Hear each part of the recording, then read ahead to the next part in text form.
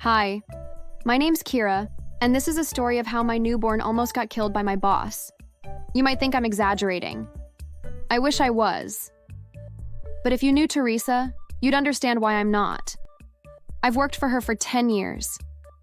10 long, grueling years filled with stress, humiliation, and the constant fear of losing my job. She's the kind of woman who thrives on power, who feeds off the misery of others. She doesn't just manage people, she owns them. At least that's what she thinks. She doesn't talk to people, she yells at them, she barks orders and you obey, because if you don't, there will be consequences. Mistakes aren't tolerated, not at all. There was always punishment. Salaries get slashed over the smallest infractions.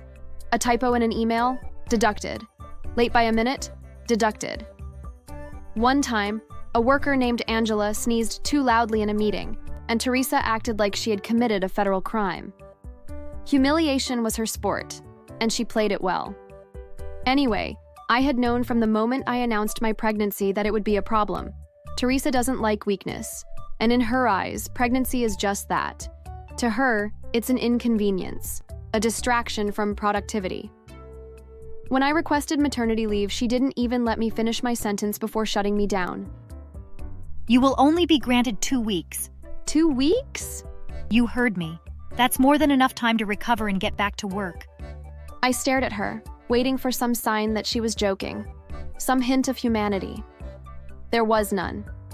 I should have known better than to argue, but I had to try. Teresa, please. I need at least 2 months. That's standard in most workplaces. Then go work somewhere else. Otherwise, it's 2 weeks or you don't have a job to come back to. I should have walked away right then. I should have told her to shove her job where the sun doesn't shine. But I couldn't. I needed this job. I had bills to pay, a baby to prepare for. So, I agreed to the 2 weeks. But life had other plans. My labor was brutal. I don't even remember most of it. Just flashes of pain, voices shouting, the sterile white ceiling of the hospital spinning above me. At some point, everything went black.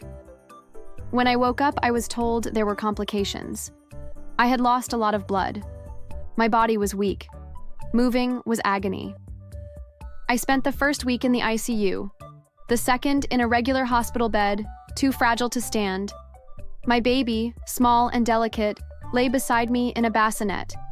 I could barely hold her without my body screaming in pain. 2 weeks passed, and I wasn't anywhere near ready to go back to work. I knew Teresa wouldn't like it, but I didn't have a choice. My body had barely begun to heal, and my baby needed me. I sent a message to HR, explaining the situation. I got no reply. And then, in the 3rd week, she came.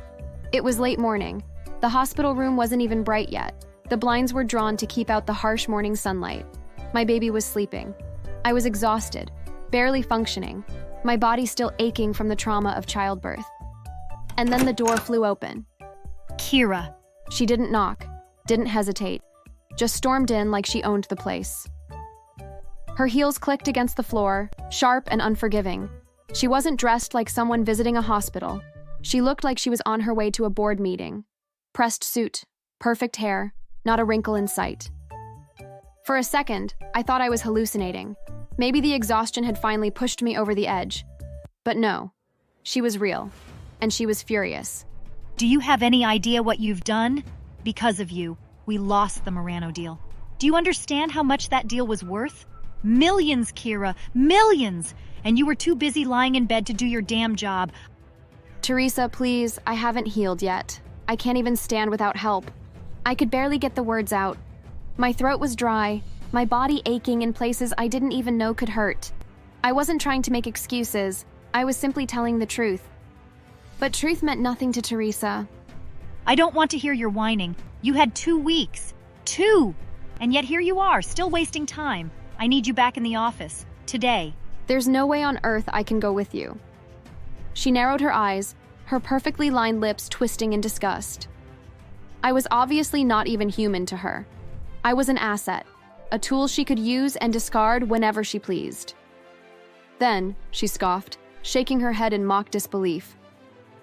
Your idiot husband really ruined you, didn't he? He knocked you up, left you weak, and now you're nothing but a burden. You had potential, Kira, but no, you just had to throw it all away for a useless brat. Something inside me snapped. I wanted to scream at her, to tell her that my husband was a better human being than she could ever dream of being. That my baby, my precious little girl, was worth more than every deal, every company, every cent she could ever make. But I was too weak. And then, before I could react, she lunged forward and grabbed my arm. Pain shot through my entire body. I screamed, instinctively clutching my stomach as a sharp, tearing sensation spread through me. I could feel something wet between my legs, and when I checked, it was blood. Teresa didn't care. She pulled harder. Get up, now. Tears burned in my eyes. My body wasn't ready for this. My stitches hurt. Something was wrong. I gripped the bed, trying to keep myself from collapsing as my vision blurred. And then, suddenly, the door burst open again. 2 nurses rushed in, their faces shifting from confusion to horror the second they saw what was happening. Ma'am, let go of her! She's bleeding! You're hurting her! But Teresa didn't let go. If anything, she tightened her grip, her nails digging into my skin. The nurses tried to pull her away, but she was shockingly strong. I could hear them calling for more help, but my mind was spinning too fast, my body trembling from the pain and the blood loss. And then, she did something I never could have imagined. She let go of me. For a second, I thought she had finally come to her senses. But no, it was worse. So much worse. She turned to my baby. My heart stopped. No, please. Please don't. But Teresa wasn't listening. She reached into the bassinet and picked up my baby. This baby is the reason you're still here, the reason you let my company fall apart. If it weren't for her, you would have been back at work weeks ago. If she's gone, you'll have no excuse. She turned to the window. My blood ran cold. I screamed so loudly. I wanted to move and take my child from her, but I was too weak. My body refused to cooperate, and all I could do was watch as she rushed toward the glass, my baby in her arms. The nurses panicked. One of them lunged at Teresa, but she swerved, nearly reaching the window.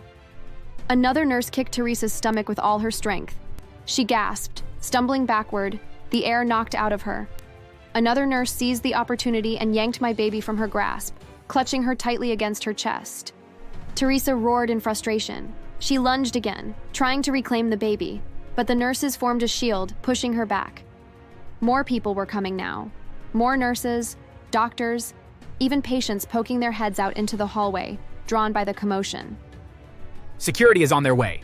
Once Teresa heard that, she froze.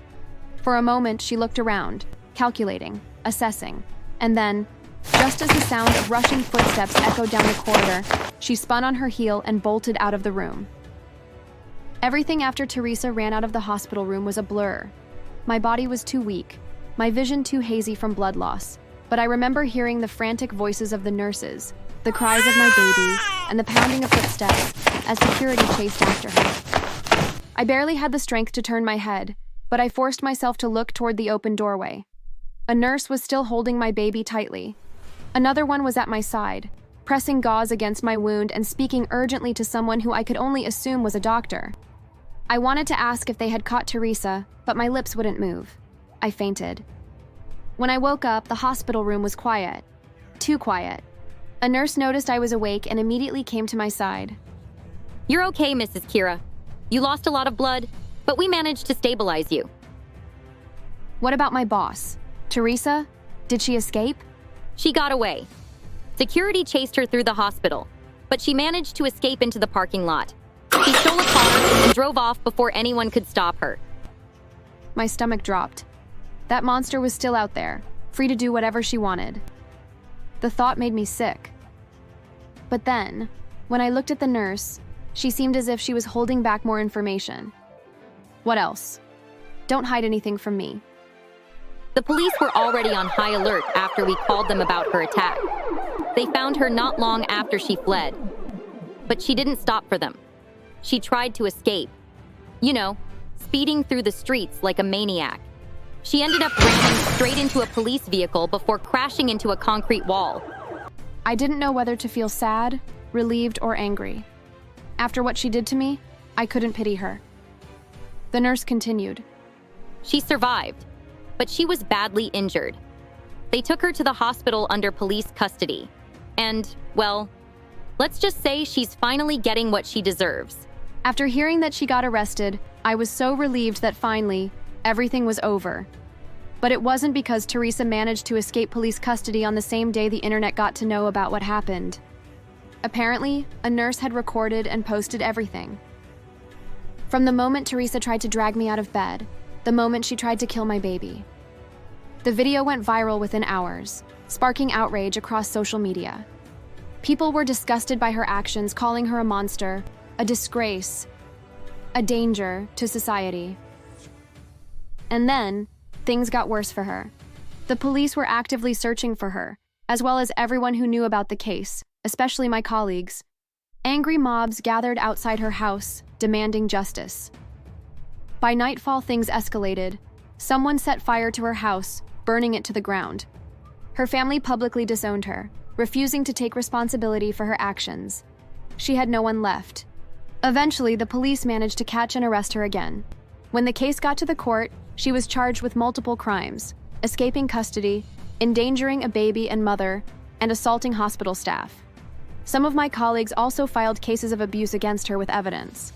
The court sentenced her to 18 years in prison and ordered her to pay me a massive sum in damages, but I doubted she had anything left to give.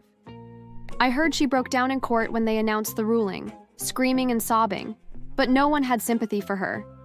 I didn't know Teresa had a child, but she did, and the court put the child in the care of the government.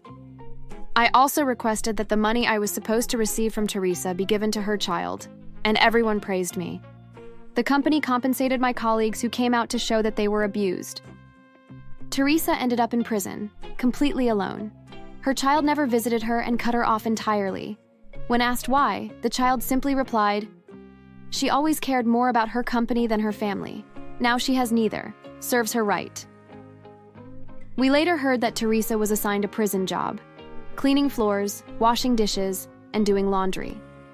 With her broken hand never fully healed, every task was pure agony.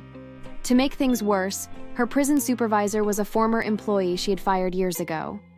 One day, after disrespecting a guard, she was dragged into the open yard. The warden ordered an example to be made of her.